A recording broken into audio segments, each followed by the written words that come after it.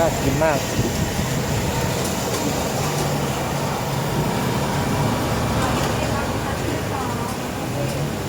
มีน้ำไม่แก๊บด้วยครับ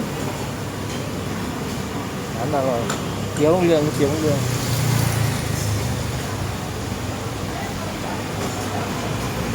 แก๊บรอเต็มร้านเลยคนเต็มร้านเลย